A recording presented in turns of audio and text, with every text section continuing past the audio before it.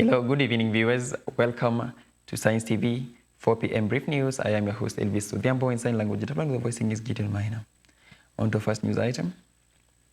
President William Ruto has announced a massive crackdown on fraudulent labor brokers, revealing that the government has deregistered more than 6,600 rogue labor recruitment agencies in a decisive move to protect Kenyan citizens seeking employment abroad.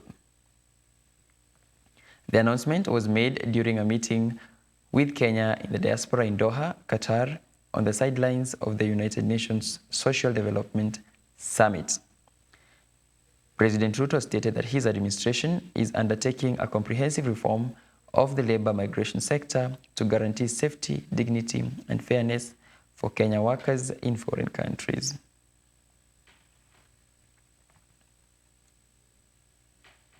Another news.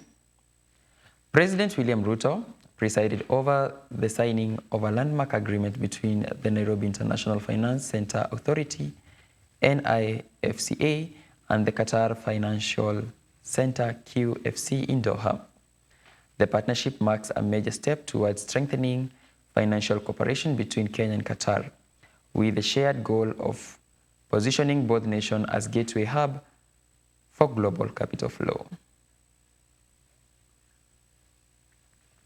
The agreement establishes a strategic framework focused on several high-growth areas. This includes integrating financial markets, expanding cross-border investment opportunities, and crucial, accelerating the growth of Islamic finance and fintech innovation across the African Gulf corridors. On other news, the controversy surrounding ghost students in public school has intensified, with Education Cabinet Secretary Julius Ogambo now facing a strict deadline to release a crucial government report. The lobby group, Tunza Mtoto Coalition, has issued a 7-day ultimatum to the CS demanding the immediate publication of the full findings from the government's recent verification exercise aimed at identifying non-existing students in public schools. This ultimatum follows explosive testimony given by the Principal Secretary for Basic Education, Dr. Julius Bitok, who recently told the Parliamentary Committee on Education that the initial verification exercise had flagged approximately 50,000 ghost students, a staggering figure identified after sampling just 12,000 public schools across the country. And on other news, lecturers across public university could be back in lecture halls as early as Monday, November 10th, if they heed the appeal of their union leadership to soften their stance against the phased payment of their salary arrears. The nationwide strike, which began on September 17, entered its 48th day on Tuesday, November 4th, leaving university education paralyzed for nearly 7 weeks. The primary conflict revolves around the payment of the 7.94 billion Kenya shillings in arrears accrued from the 2017 to 2021 Collective Bargaining Agreement (CBA).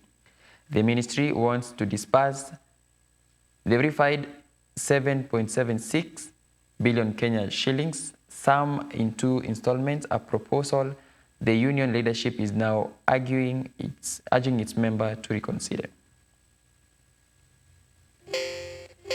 And on our last news item, the political infighting within the Mount Kenya region has escalated, with Public Service Cabinet Secretary Geoffrey Ruku publicly criticizing former Deputy President Rigathi Gachagua.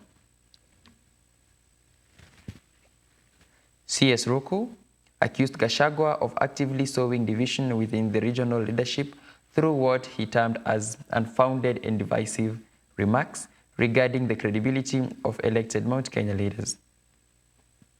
Speaking in Mbeere North during an education empowerment program, CS Ruku strongly condemned Gachagua's recent comments, which has suggested that many current Mount Kenya leaders lacked credibility or were easily influenced. That is all we had prepared for you here at Science TV 4 p.m. Brief News. Thank you for staying with us. I have been your host, Elvis Odhiambo. In sign language, the voicing is Gideon Minor. Enjoy your evening and bye-bye.